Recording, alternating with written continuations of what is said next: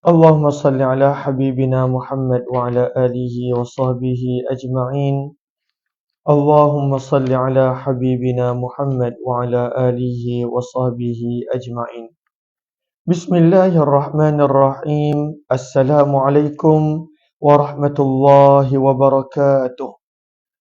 بسم الله، الحمد لله، والصلاة والسلام على حبيب الله سيدنا محمد بن عبد الله وعلى آله وصحبه ومن والاه. سبحانك لا علم لنا إلا ما علمتنا إنك أنت العليم الحكيم. ولا حول ولا قوة إلا بالله العلي العظيم. اللهم رب اشرح لنا صدورنا. Ya Allah, lapangkanlah hati-hati kami. Wayassir lana umurana, permudahkanlah segala urusan kami. Wahlul 'uqdatam min alsinatina, bukakanlah ikatan daripada lidah kami. Yafqahu aqwalana, agar boleh difahami tutur bicara kami. Allahumma faqihna fid din, ya Allah berikanlah kepada kami pemahaman dalam urusan agama. Wa 'allimna ta'wil, ajarkanlah kami pemahaman kitab suci Al-Quran. Allahumma inna nas'aluka ilman nafi'a, kepadamu kami meminta ilmu yang bermanfaat. Wa rizqan wasi'an tayyiba, rezeki yang luas lagi bersih suci. Wa amalan mutaqabbala, amalan yang diterima. Wa shifaan min kulli da', dan penyembuhan daripada segala jenis penyakit. Amin amin ya rabbal alamin. Ahlan-ahlan kepada semua, Abu Nuim, Roziah Jasman, Hasimah Ismail, Anita Harun, CMM Awi, dan juga Nur Baba, Wanisah, Wan Sulaiman, ahlan-ahlan Anita Harun, dan juga Izwani. Ahlan-ahlan kepada semua. Terima kasih banyak-banyak Fanta Giro and SNA di atas gift yang diberikan. Moga Allah balas dengan sebaik-baik kebaikan dan ganjaran. Pada malam ini insya-Allah kita nak baca serba sedikit tentang Lailatul Qadar daripada buku Marhaban Ya Ramadan. Kita pun berada pada malam yang istimewa, pada malam Jumaat yang terakhir daripada bulan Ramadan. Kita juga berada pada malam yang ke-25 Ramadan, malam ganjil. Dan Nabi SAW menyuruh kita untuk beribadah lebih pada malam-malam ganjil daripada 10 malam terakhir Ramadan. Maka tajuk pada malam ini adalah berkenaan tentang Lailatul Qadar. Lailatul Qadar adalah benda yang disepakati oleh semua orang, kerana ianya adalah salah satu ayat daripada Al-Quran. Firman Allah di dalam surah Al-Qadar pada ayat yang ketiga, dalam menceritakan dahsyatnya Lailatul Qadar ini, hebatnya Lailatul Qadar ini. Ahlan-ahlan Maziah Yusof, ahlan-ahlan Anita Harun, dan juga Cik Puan Samrain, ahlan-ahlan Hanita, dan lain-lain. Maka Allah dalam menceritakan dahsyatnya Lailatul Qadar, Allah menerangkan Lailatul Qadar, malam Al-Qadar tersebut, khairun, lebih baik. Dia bukan menyamai, lebih baik. Lebih baik daripada 1000 bulan. Min alfi syahr, daripada 1000 bulan. 1000 bulan ni berapa lama? 83 tahun 4 bulan. Macam mana kita nak faham di Lailatul Qadar ni? Bayangkanlah kalaulah ada orang yang mana dia bekerja, dia ada majikan, dia ada bos, ataupun katakanlah peniaga yang dia setiap bulan dia tahu keuntungan dia berapa, dia tahu. Dan ada orang beritahu kepada pekerja ni, bos kata, kalaulah dia nampak awak bekerja overtime, tak wajib, bukan office hour. Office hour dalam Ramadan ni adalah umpama puasa. Puasa tu wajib. Puasa tu adalah satu kemestian. Tapi Lailatul Qadar, ibadah malam ni adalah overtime. Bos kata, kalaulah dia nampak awak bekerja overtime pada mana-mana malam daripada bulan April 2024 ni, nescaya dia akan sanggup bagi bonus gaji sebanyak 83 tahun 4 bulan punya gaji. Itu bonus dia. Bonus dia adalah 83 tahun 4 bulan punya gaji. Kita kadang-kala untuk raya ni dapat separuh bulan gaji pun dah seronok. Kita kalaulah dapat 1 bulan gaji pun dah seronok. Bayangkan kalaulah bos tawarkan gaji 83 tahun 4 bulan punya gaji sebagai bonus. Syarat dia nak tengok kita buat overtime pada satu malam yang dia tidak tahu bila, yang dia tidak yang tak beritahu bila, tapi kalau dia jumpa, maka itulah bonus yang disanggup bagi. Kalaulah ada orang yang dapat tawaran macam, termasuklah peniaga. Kita tengokkan peniaga, berlumba-lumba nak berniaga bersempena raya, nak berniaga bersempena berbuka puasa Ramadan. Kenapa? Sebab dia tahu dia boleh dapat keuntungan beberapa bulan punya keuntungan. Ada yang boleh dapat keuntungan beberapa tahun punya keuntungan. Walaupun ada risiko, tapi dia tahu. Sebab dia tahu nilai keuntungan. Maka kalaulah ada orang yang dia dapat tahu bos dia sanggup bagi bonus kadar 83 tahun 4 bulan. Saya yakin tak ada orang yang nak tinggalkan pejabat. Dia sanggup berkampung dekat pejabat. Dia sanggup berkampung. Ayahanda, waalaikumsalam, daripada Paroi Negeri Sembilan, terima kasih banyak-banyak. Dia sanggup berkampung dekat pejabat. Dia sanggup tak balik rumah. Dia sanggup sebulan, bukan 10 hari, sebulan dia sanggup tidur dekat pejabat. Takut terlepas malam yang bos dia datang cek untuk dapat allowance, bonus 83 tahun 4 bulan punya gaji. Sebab itu kita nampak Nabi SAW mengajarkan kepada kita untuk beriktikaf di masjid. Maka Nabi iktikaf di masjid 10 malam terakhir Ramadan. Gambaran betapa dahsyatnya Nabi nak beritahu kepada kita Lailatul Qadar ini. Betapa dahsyat dia. Kalaulah Lailatul Qadar itu pahalanya adalah dalam bentuk bonus duit dan gaji, nescaya manusia akan memenuhkan rumah Allah Subhanahu wa ta'ala. Suaranya perlahan. Okay. Allahumma salli ala sayyidina Muhammad. Saya cuba dekatkan lagi. Okay. Ahlan. Ini yang paling dekat. Saya boleh dekatkan. Okay. Maka inilah kelebihan Lailatul Qadar. Sebab itu bila Allah ceritakan dalam Al-Quran, Lailatul Qadri khairum min alfi syahr. Satu malam yang lebih baik daripada 1000 bulan. Kalaulah manusia fahami nilai Lailatul Qadar tersebut, nescaya akan penuhlah rumah-rumah Allah dengan orang yang beriktikaf, yang mencari Lailatul Qadar. Sebagaimana akan penuhnya pejabat, kalaulah setiap pekerja dia tahu bosnya, majikannya sanggup untuk memberi bonus yang mana kadar gaji 83 tahun 4 bulan. Moga-moga Allah kurniakan kepada kita kekuatan untuk menghargai nikmat Lailatul Qadar ini. Maka ini adalah dalilnya. Kemudian kata penulis buku, para ulama berbeza pendapat adakah Lailatul Qadar dikhususkan untuk umat Nabi ataupun umat-umat yang lain dapat. Majoriti para ulama kata Lailatul Qadar ini adalah khusus hadiah daripada Allah untuk umat Nabi SAW. Hadiah. Umat dulu tak dapat. Umat dulu kata para ulama usia mereka panjang-panjang. Kita usia tak panjang. Dalam hadis Nabi SAW bersabda, A'maru ummati, usia dan umur umatku adalah di antara 60-70 tahun. Itu adalah usia umat Nabi.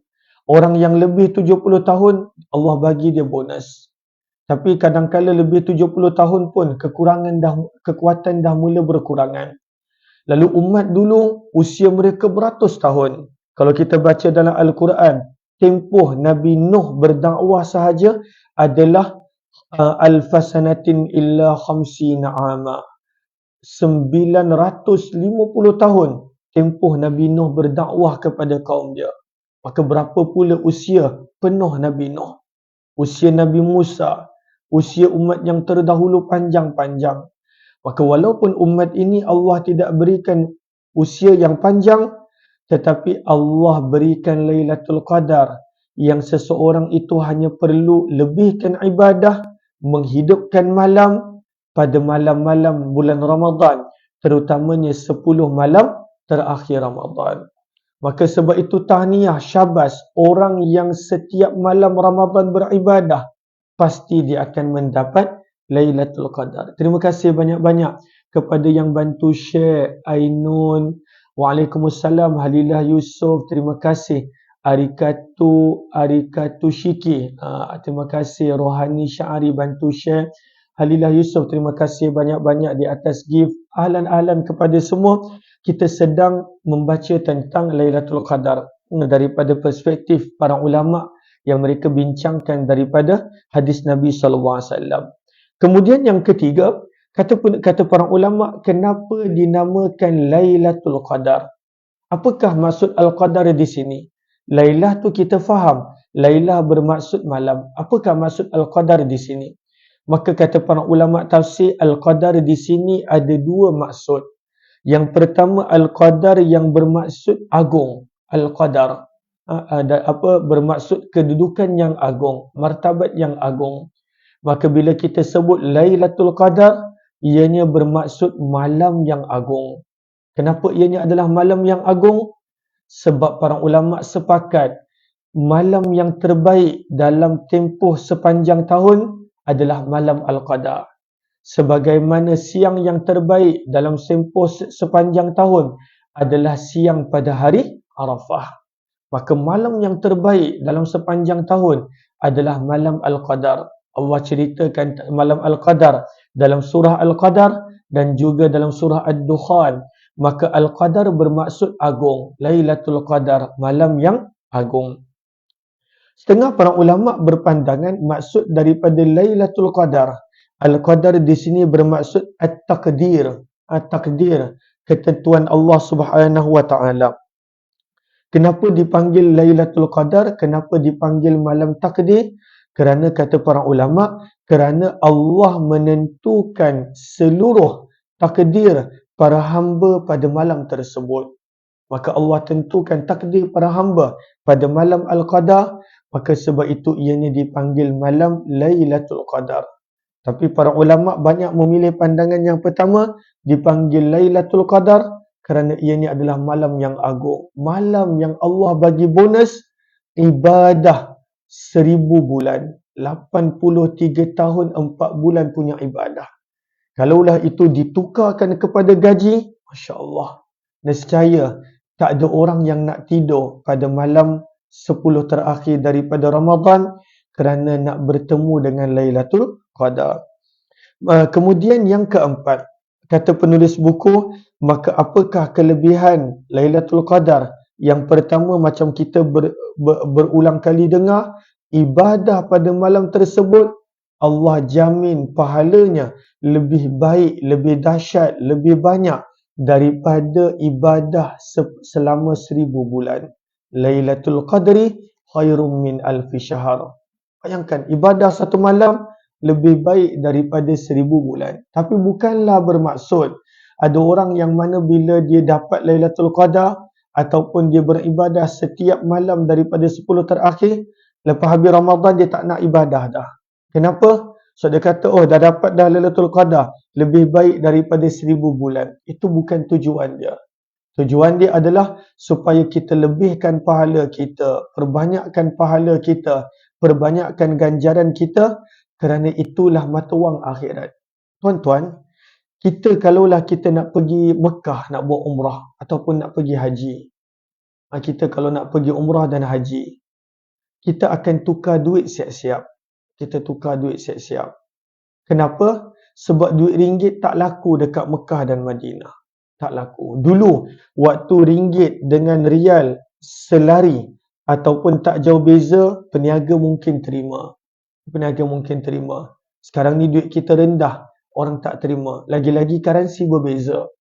Maka kita nak pergi umrah, kita bawa ringgit, tak laku. Sebab currency berbeza.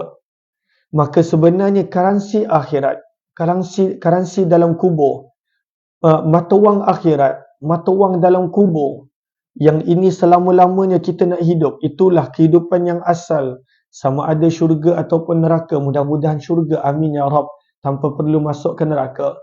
Maka mata wangnya adalah ganjaran dan pahala. Ganjaran dan pahala.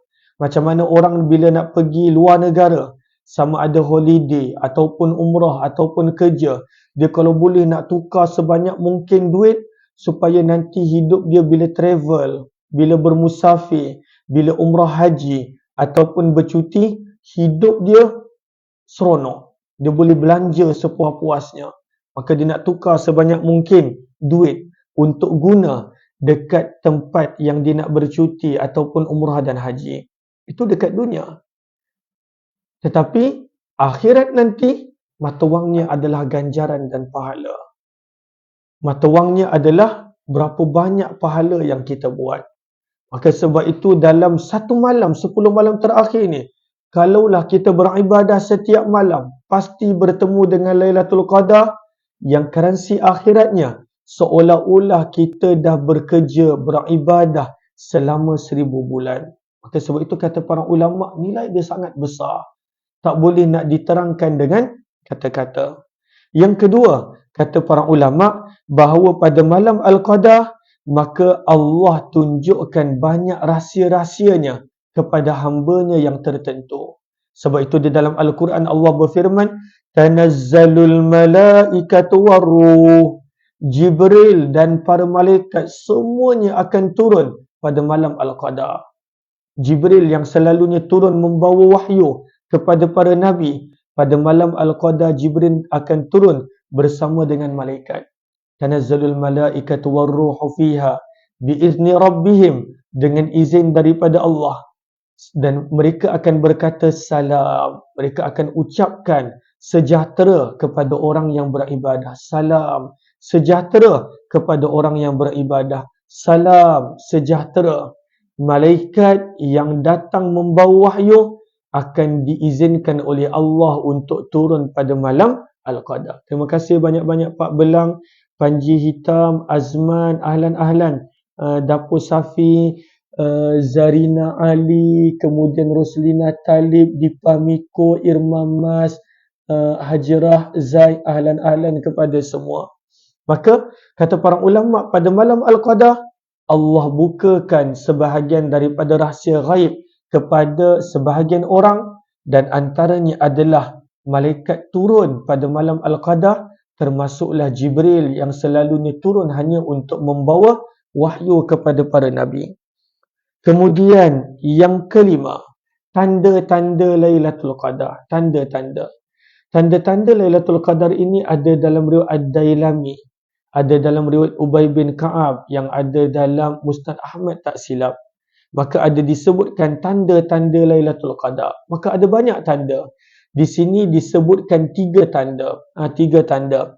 Yang pertama, dalam riwayat Ubay bin Ka'ab dinukilkan bahawa suhu cuaca pada pagi hari Lailatul Qadar tersebut adalah keadaannya tidak terlalu panas dan sejuk.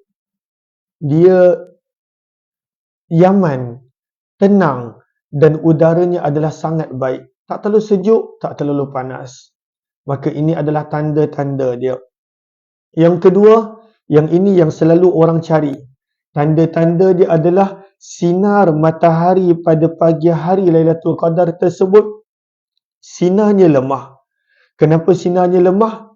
Sebahagian para ulama berpandangan kerana ramainya para malaikat yang turun. Tanazzalul malaikatu warruhu fiha.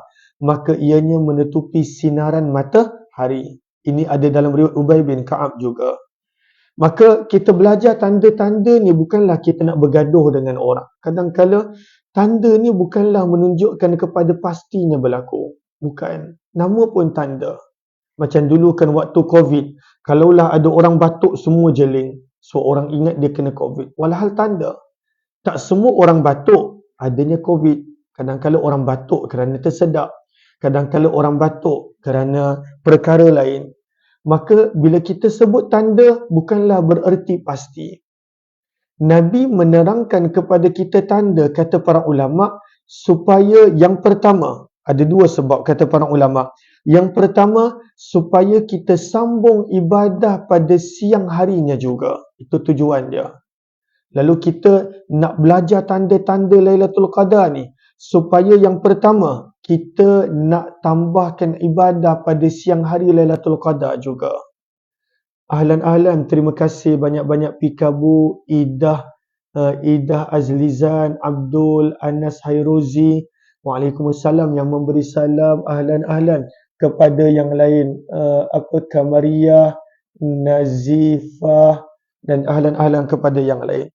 Maka kadang-kala bila orang kejar tanda ni, dia kadang-kala dia pergi bergaduh dengan orang. Oh, Lailatul Qadar dah berlalu dah confirm dah 21 sebab tanda macam ni.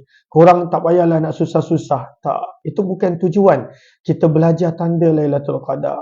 Sama macam tanda kiamat. Berapa ramai orang ramal kiamat bila-bila tak berlaku. Sebab tanda itu tujuan dia bukanlah nak berkata dengan pasti kiamat berlaku pada waktu ini. Sama juga tanda Lailatul Qadar. Bukanlah tujuannya kita nak berkata dengan pasti Lailatul Qadar pada malam ini. Dah, korang yang lain dah terlepas kalaulah tak beribadah. Itu bukan tujuan dia. Kata para ulama, tujuan Nabi menerangkan tanda-tanda Lailatul Qadar yang pertama, supaya seseorang itu dia tambahkan lagi ibadah pada siang harinya juga. Kenapa dituntut beribadah pada siang hari Lailatul Qadar?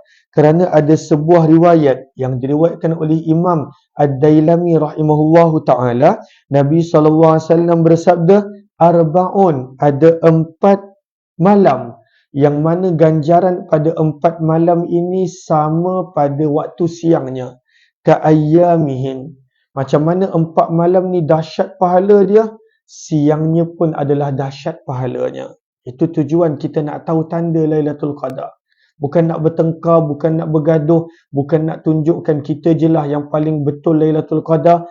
Orang lain semua terlepas dan tak dapat, tak betul. Itu bukan tujuan dia. Tujuan dia adalah kalaulah kita nampak tanda-tanda, siang ni pun kena beribadah. Kerana sabda Nabi ada 4 malam sebagaimana malam tu dahsyat, maka siangnya pun adalah dahsyat. Maka apakah 4 malam tersebut? Sabda Nabi SAW dalam hadis Ad-Dailami, Lailatul Qadri wa sabahuha. Malam Lailatul Qadar dan siangnya dituntut beribadah. Macam mana kita beribadah malam Lailatul Qadar, siangnya pun beribadah juga. Sebab dahsyat pahala dan ganjarannya.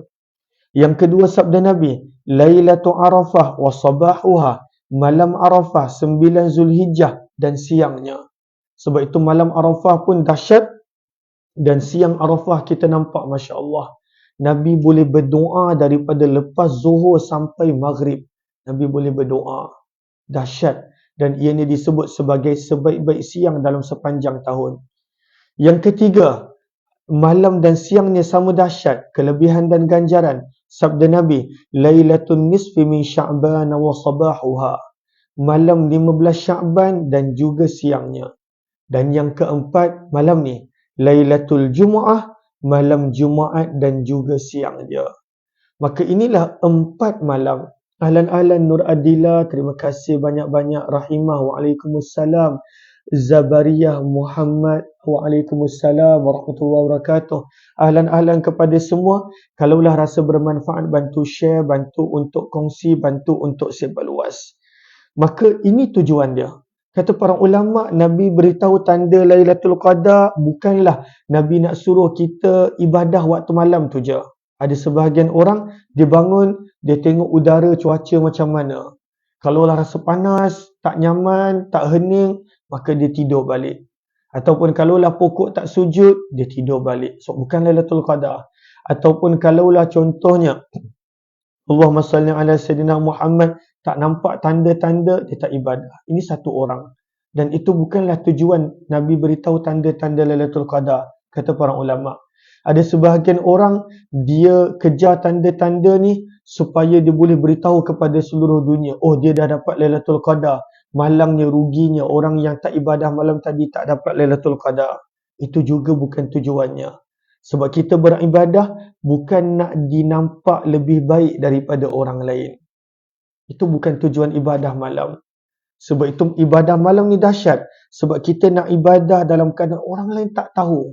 Orang lain tak nampak. orang lain tak sedar, kita buat semata-mata kerana Allah Subhanahu Wa Taala. Maka bukanlah tujuan kita tahu tanda Lailatul Qadar, kita nak bandingkan kita dengan orang lain. Bukan juga tujuan kita tahu tanda-tanda Lailatul Qadar, kita nak kecam orang lain yang kata, oh Lailatul Qadar pada malam ni, kita pun bergaduh. Tak, mustahil. Tanda-tanda dia adalah pada malam ni, maka bergaduh. Walhal kalau kita baca dalam hadis, Allah dah beritahu kepada Nabi Lailatul Qadar. Bila Allah dah beritahu Lailatul Qadar adalah pada malam ini, akan tetapi kerana adanya pertengkaran di kalangan para sahabat, Allah tarik balik dan menjadikan ianya sebagai satu rahsia. Bilakah Lailatul Qadar? Dan hari ini orang disebabkan tanda-tanda, orang bergaduh bila Lailatul Qadar. Itu bukan tujuan dia. Maka apakah tujuan Nabi beritahu tanda Lailatul Qadar? Kata para ulama, supaya kita boleh ibadah pada siangnya juga sebagaimana kita beribadah pada malam dia. Berdasarkan hadis riwayat Ad-Dailami tadi. Kemudian pandangan para ulama bilanya Lailatul Qadar. Ringkasnya, kalaulah kita ibadah setiap malam daripada Ramadan, kita pasti bertemu Lailatul Qadar. Ringkasnya, kalaulah kita tak mampu nak beribadah setiap malam, kita beribadah 10 terakhir macam yang Nabi Iktikaf tunjukkan kepada kita pasti bertemu Lailatul Qadar. Maka para ulama punya pandangan adalah supaya kita lebihkan ibadah pada malam ini berbanding dengan yang lain. Maka diterangkan di sini. Terima kasih banyak-banyak Nur Adila di atas gift. Terima kasih banyak-banyak Esdin 23 kerana bantu share. Haji Solah Keris, salam tahajud. Waalaikumsalam. Rohana Ismail dan juga yang lain-lain ahlan kepada semua. Allahumma salli ala Sayyidina Muhammad wa ala alihi wasallam. Tak sepatutnya begitu. Sebab hanya Allah yang tahu bilakah Lailatul Qadar. Tanda adalah sekadar tanda. Moga-moga ayah anda kekal bersemangat untuk beribadah tanpa mengambil kira apa yang orang kata. Wallahu alam. Okey. Para ulama berbeza pendapat bilakah Lailatul Qadar. Maka Imam Asy-Syafi'i sendiri berpandangan bahawa Lailatul Qadar berubah-ubah setiap malam pada setiap tahun. Berubah-ubah. Dia tak ada satu malam yang fix. Dan inilah pandangan yang dipegang oleh ramai orang. Bahawa Lailatul Qadar tidak fix. Lailatul Qadar berubah-ubah setiap tahun. Sepanjang tahun. Maka itu pandangan yang pertama. Imam Malik rahimahullahu ta'ala. Okey. Sayyidina Ali, minta maaf. Sayyidina Ali, muka surat 144. Sayyidina Ali bin Abi Talib berpandangan Lailatul Qadar adalah pada malam 19 Ramadan. Ini pandangan Sayyidina Ali radhiyallahu anhu. Kemudian sebahagian pendapat daripada Imam Syafi'i mengatakan bahawa Lailatul Qadar adalah pada 21 ataupun malam 23. Maka Imam Syafi'i ada beberapa pandangan, maka antara pandangannya adalah pada 21 ataupun 23 Ramadan. Abdullah bin Mas'ud punya pandangan 17 Ramadan. Kerana ianya adalah waktu di mana Al-Quran diturunkan. Sebab itu dipanggil nuzul Al-Quran. Sebab di dalam Al-Quran bila turunnya wahyu pertama, nuzul Al-Quran, maka ketika itu adalah malam Al-Qadar. Inna anzalnahu fi lailatul qadar. Sesungguhnya kami telah menurunkan wahyu yang pertama pada malam Al-Qadar. Maka Abdullah bin Mas'ud punya pandangan 17 Ramadan. Walaupun bila wahyu turun pun ada pandangan berbeza di kalangan para ulama. Terima kasih banyak-banyak Mutiara Hikmah. Waalaikumsalam warahmatullahi wabarakatuh. Kak Cik Mah dan juga yang lain-lain. Maka ini pandangan ketiga. Anas bin Malik radhiyallahu anhu berkata malam yang pertama. Maka para ulama berbeza pendapat. Kemudian Imam Malik berkata 27 Ramadan. Kalau kat Mekah Madinah, masyarakat Arab pegang 27 Ramadan. Sebab itu kalau kita ada dekat Mekah Madinah 27 Ramadan, tak boleh ke mana-mana kita. Penuh sepenuh-penuhnya. Masya Allah. Tahun lepas saya dapat 10 terakhir Ramadan dekat Mekah. Masya Allah. Sepenuh-penuhnya. Sepenuh-penuh manusia. Sebab memang sebahagian besar masyarakat Arab berpegang kepada pandangan Imam Malik bahawa Lailatul Qadar adalah pada 27 Ramadan. Maka ada pandangan begitu. 27 Ramadan adalah Lailatul Qadar. Itu pandangan Imam Malik rahimahullahu ta'ala. Al-Hasan al-Basri berkata, ianya adalah terjadi pada 10 malam yang kedua daripada Ramadan. Maksudnya 10 malam pertengahan. Antara malam yang ke-11 hingga malam yang ke-20. Dan pandangan yang terakhir yang dinukilkan di sini adalah pandangan Imam Ghazali. Pandangan Imam Ghazali. Pandangan Imam Ghazali ini adalah Lailatul Qadar bergantung bilakah tarikh 1 Ramadan. Bilakah tarikh 1 Ramadan. 1 Ramadan ni bila? 1 Ramadan ni bermaksud pada maghrib. Bukan pada waktu pagi sebab kalender Islam bermula daripada maghrib. Maka bilakah masuknya maghrib 1 Ramadan, daripada situ boleh ditentukan bila Lailatul Qadar. Ini pandangan Imam Al-Ghazali. Dan ada banyak pandangan. Tapi yang pastinya orang yang ibadah setiap malam Ramadan, dia bertemu dengan Lailatul Qadar. Lalu sebab itu, kita lihat Nabi SAW mengajarkan kepada kita untuk beribadah setiap malam. Dan Nabi akan lebihkan amalan pada 10 terakhir. Dan Nabi galakkan lagi pada sahabat untuk menjaga malam-malam ganjil daripada 10 terakhir Ramadan. Maka Imam Ghazali punya pandangan bahawa bergantung 1 Ramadan bila. 1 Ramadan bermaksud daripada malam tu, daripada malam. Maka kalaulah 1 Ramadan masuk pada hari Ahad ataupun Rabu. Kalaulah 1 Ramadan tu berlaku pada hari Ahad ataupun Rabu, maka Lailatul Qadar adalah pada 29 Ramadan. Ini pandangan Imam Al-Ghazali. Kalaulah 1 Ramadan itu adalah pada hari Isnin, Imam Ghazali punya pandangan Lailatul Qadar adalah pada malam 21 Ramadan. Kalaulah 1 Ramadan adalah pada Selasa atau Jumaat, maka Lailatul Qadar adalah pada 27 Ramadan. Kalaulah malam pertama Ramadan adalah pada Khamis, maka 25 Ramadan adalah Lailatul Qadar. Dan kalaulah malam pertama Ramadan pada Sabtu, maka Imam Ghazali berpandangan Lailatul Qadar adalah pada 23. Ini adalah pandangan Imam Al-Ghazali rahimahullahu ta'ala. Namun kata para ulama, kalaulah seseorang itu beribadah setiap malam, dia pasti akan bertemu dengan Lailatul Qadar. Cuma, kita kalaulah bertemu dengan Lailatul Qadar, apa yang kita patut buat? Maka dalam hadis Aisyah Ummul Mukminin radhiyallahu anha pernah tanya Nabi. Dalam hadis riwayat Imam At-Tirmizi rahimahullah, Aisyah Ummul Mukminin isteri Nabi pernah bertanya kepada Nabi, wahai Rasulullah, kalaulah aku bertemu dengan Lailatul Qadar, in alimtu ayya lailatin Lailatul Qadar, wahai Rasulullah, kalaulah aku tahu bilakah Lailatul Qadar, maka apakah yang patut aku buat? Ma aqulu fiha. Maka Nabi SAW suruh Aisyah untuk baca sebanyak-banyaknya. Kuli, katakanlah wahai Aisyah, doa berikut, Allahumma innaka afu. Ya Allah, sesungguhnya engkau maha pengampun. Tuhibbul afwa. Suka untuk mengampunkan. Fa'fu anni, maka ampunilah daku. Maka Nabi suruh baca doa ni. Sebab itu kata para ulama, pada malam Ramadan, setiap malam. So kita tak tahu Lailatul Qadar bila, baca sebanyak-banyaknya doa ini. Kalau tak faham, tak tahu yang bahasa Arab, kebanyakan orang dah hafal. Tapi kalaulah tidak tahu, maka minta bahasa Melayu. Ya Allah, sesungguhnya engkau maha pengampun. Suka untuk mengampunkan, maka ampunilah daku. Lalu Isnin 2-3, kalau dikira 1 Ramadan Maghrib di Malaysia pada hari Isnin, maka dah berlalu. Maka betul, itu ikut pandangan Imam Ghazali. Tapi kita nampak tadi banyak lagi pandangan. Pandangan Imam Malik mengatakan pada 27 Ramadan.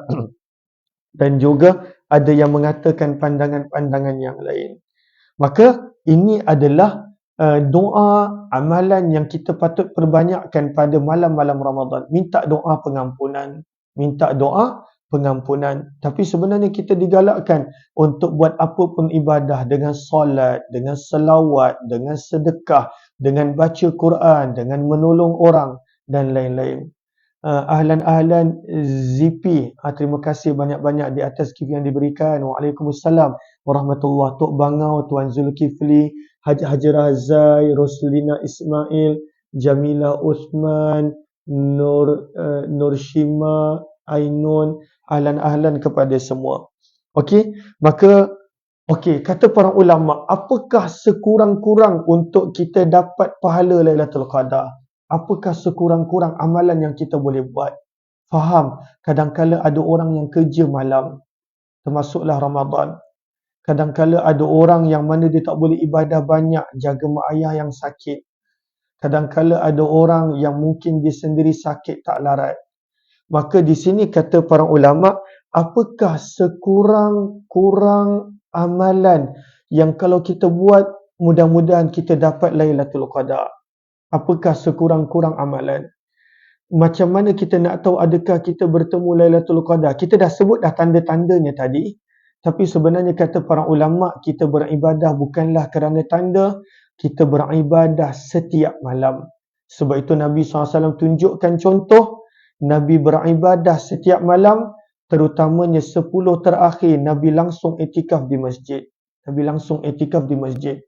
Walaupun dalam tempoh 9 tahun Nabi SAW beriktikaf di masjid, ada sebahagian riwayat menunjuk Nabi dah dapat Lailatul Qadar pada 21 Ramadan. Ada riwayat kerana waktu tu hujan dan sebagainya. Tetapi Nabi tetap iktikaf sampai akhir Ramadan.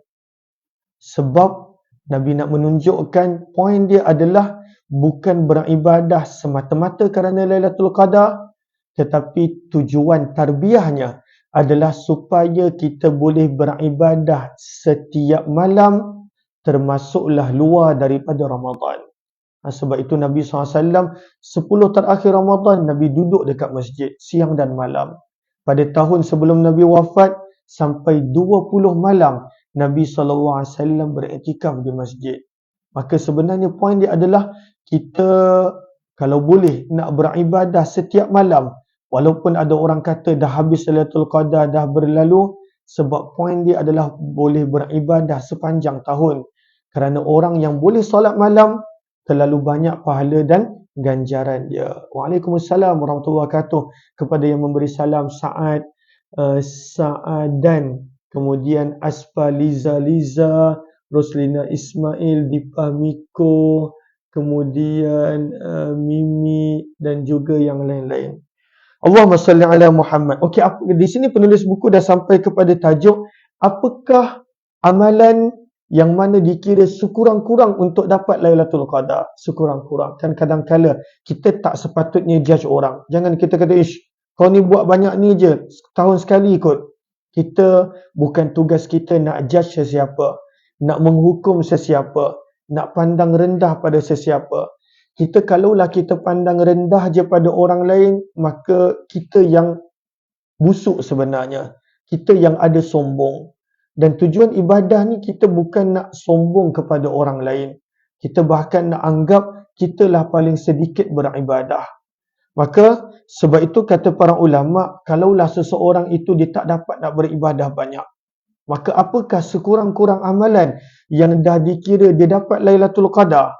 Maka ini berdasarkan hadis riwayat Al-Baihaqi, yang mana kalaulah seseorang itu dia dapat solat, Allahumma salli ala Sayyidina Muhammad, dia dapat solat maghrib, isyak dan subuh secara berjemaah, maka mudah-mudahan dia dah dapat Lailatul Qadar. Maghrib, isyak dan subuh. Dalil untuk maghrib dan isyak secara berjemaah adalah hadis riwayat Al-Baihaqi, di mana Nabi SAW bersabda, Man sallal maghriba wal isya'a fi jama'ah, barang siapa yang solat maghrib dan isyak secara berjemaah, hatta yanqadhiya syahru Ramadan, sampai berakhirnya bulan Ramadan, faqad akhadha min lailatul qadri bihadhin wafir, maka dia telah mendapat bahagian yang besar daripada malam Al-Qadar. Ini sekurang-kurang.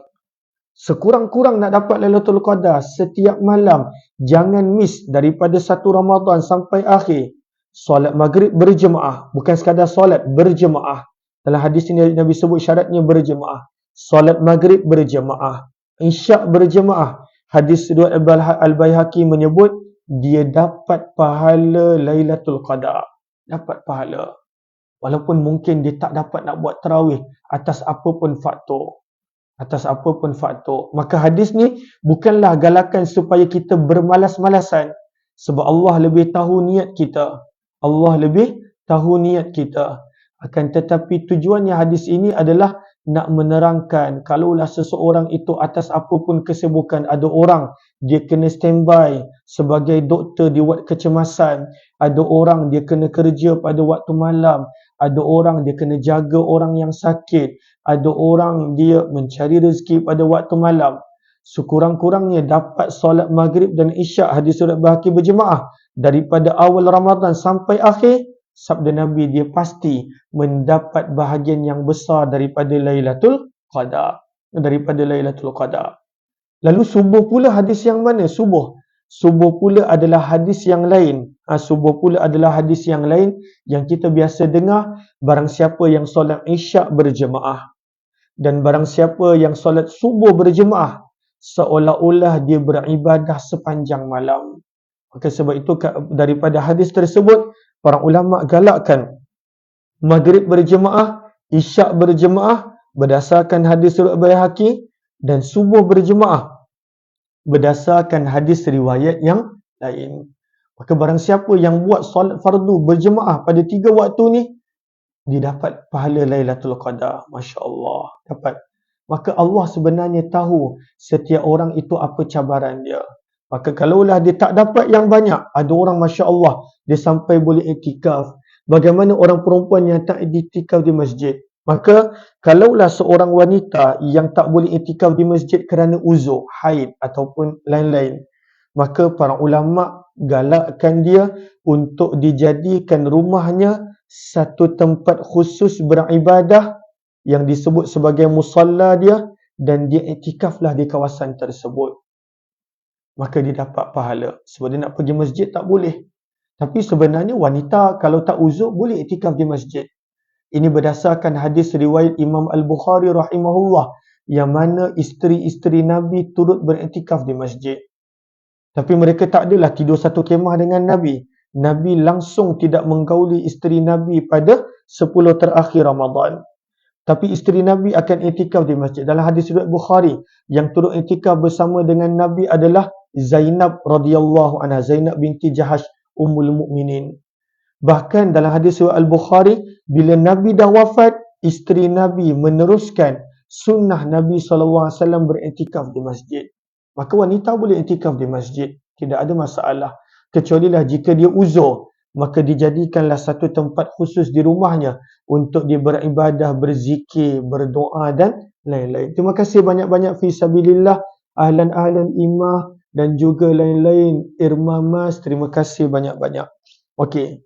Di sini kata para ulama, maka kalaulah seseorang tu bertemu dengan Lailatul Qadar, apa dia patut buat? Adakah dia patut war-warkan satu dunia? Dia dah katakanlah dia dipertemukan dengan tanda-tanda Lailatul Qadar.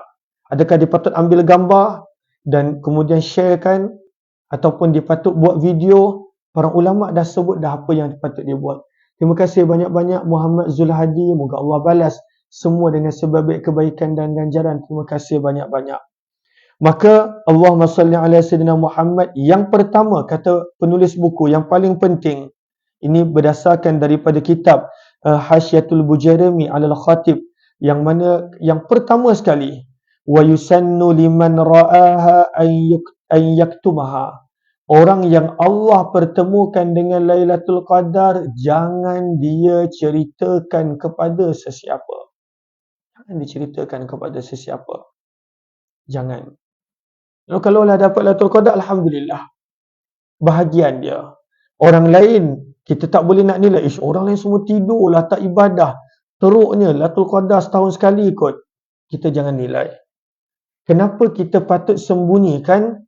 Kerana ini adalah kurniaan daripada Allah. Kurniaan. Allah bagi kepada sesiapa yang Allah kehendaki. Maka ini adalah kurniaan. Kemuliaan daripada Allah. Maka para ulama berpandangan apabila bertemu dengan Lailatul Qadar dan kita confirm yakin dengan tanda-tanda ini adalah Lailatul Qadar, maka poin yang pertama sekali dalam kitab Hasyiatul Bujairami kata para ulama, sembunyikan. Sembunyikan. Kerana ini adalah anugerah daripada Allah untuk kita.